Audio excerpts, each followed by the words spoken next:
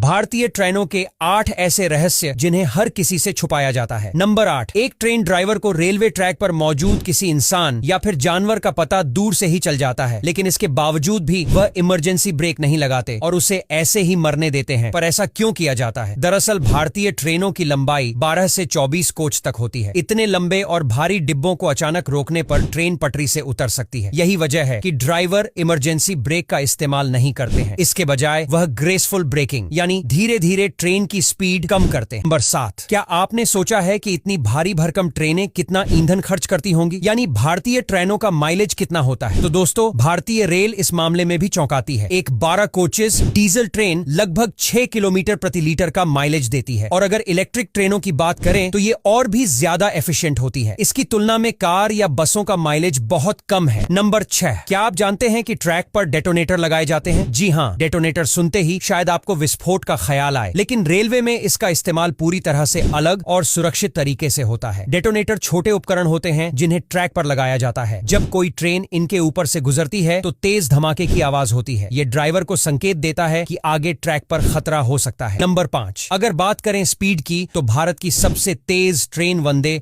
Bharat express है। यह train 180 kilometre प्रति घंटे की अधिकतम स्पीड पर दौड़ सकती है। हालांकि नियमित ट्रैफिक और सेफ्टी कारणों से इसे 130 से 160 किलोमीटर प्रति घंटे पर चलाया जाता है। नंबर 4, क्या आपने कभी सोचा है कि जो लोग ट्रेन को चलाने की इतनी बड़ी जिम्मेदारी उठाते हैं, यानी कि ट्रेन ड्राइवर्स, उनकी सैलरी कितनी होती होगी? तो एक भारतीय ट्रेन ड्राइवर की शुरुआती सैलरी लगभग 50,000 रुपए प्रति माह होती है। अनुभव और काम के वर्षों के साथ यह सैलरी 1,50,000 रुपए तक पहुंच सकती है। इसके अलावा इन्हें कई अन्य भत्ते, सुविधाएं और सेफ्टी अलाउंसेस भी मिलते हैं। नंबर 3, ट्रेन के टॉयलेट का वेस्ट कहां जाता है? यह सवाल अक्सर लोगों के मन में आता है। पहले ट्रेन के टॉयलेट का वेस्ट सीधे रेलवे ट्रैक पर गिरता था, जिससे न केवल गंदगी फैलती थी बल्कि बदबू भी आती थी। लेकिन अब भारतीय रेलवे ने आधुनिक तकनीक अपनाई है। लगभग सभी ट्रेनों में बायो टॉयलेट सिस्टम लगाया गया है। इस सिस्टम में वेस्ट को एक टैंक में स्टोर किया जाता है। इसके बाद बायोडिग्रेडेबल बैक्टीरिया का इस्तेमाल कर उसे तोड़कर पर्यावरण के अनुकूल बनाया जाता है। नंबर 2, भारतीय रेलवे को दुनिया की सबसे सस्ती रेलवे सेवाओं में गिना जाता है